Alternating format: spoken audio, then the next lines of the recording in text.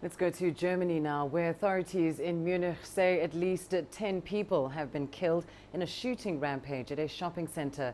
The gunman was found dead near the scene and appears to have taken his own life. Police believe he was acting alone, but at this stage his actual motive remains unclear. Hinweise, dass weitere Personen an der Tat beteiligt waren. There are currently no indications that other people were involved. So far, investigations have not shown anything like this. Based on the current state of investigations, the suspect is an 18-year-old Iranian German from Munich. During the search, a plainclothes officer had contact with the perpetrator during the initial phase and shot at him. The post-mortem will indicate whether the perpetrator was actually hit by him. Now, 21 people, including some children, were injured in the attack. 3 of them remain in a serious condition. Several hundred policemen were deployed around the site following the attack. Munich's public transport system has since reopened following a subsequent lockdown. Well, let's bring you the latest now on the situation in Munich. We're joined on the line by our correspondent, Jack Parrock. Jack, we understand that lockdown in Munich has now been lifted. Just tell us what the situation is like on the ground. So I'm stood just on the outside of the police cordon near the Olympia Einkaufszentrum, the shopping centre where the event took place. There's obviously a high police presence, but the police now say that all is calm. There's just been a press conference to discuss what has happened.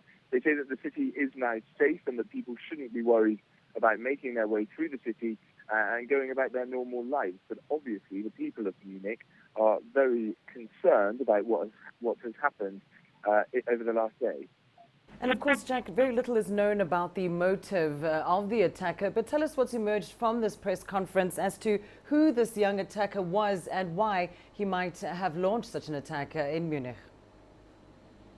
Well, the press conference did give us a little more insight into what a potential motive might have been, or in fact, the fact that there might have been no motive.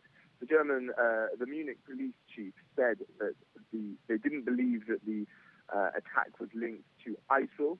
They said that they raided this 18-year-old Iranian German man's apartment and found a book about rampages and school killings that show that potentially he had some kind of interest in that kind of event, and potentially that is why he has perpetrated one of this nature.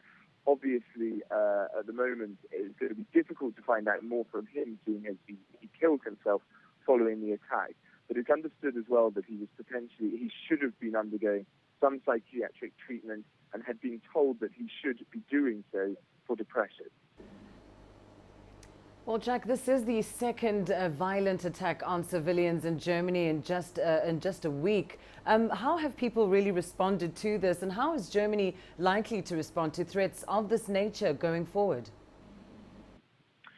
Well, when it comes to these lone wolf attacks, they're obviously very, very difficult to prevent. So the German police have been pretty well commended for their reaction following the attack, in their response and how quickly they managed to shut the trouble down and how quickly they've managed to bring calm back to the streets of Munich. But obviously the question is, how can you prevent such things as this? The attack that happened in Würzburg earlier in the week was claimed by the ISIL group. That was a 17-year-old Afghan refugee, an asylum seeker in Germany, who attacked 4 people from Hong Kong who are still injured, I understand. But when these lone wolf attacks come, the police and the authorities in any country say that they're very difficult to prevent, but there obviously will be an investigation into how and why it happened and what can be done to try and prevent further attacks of this nature. Well, thanks very much, Jack Parrock, with that update for us on the line from Munich.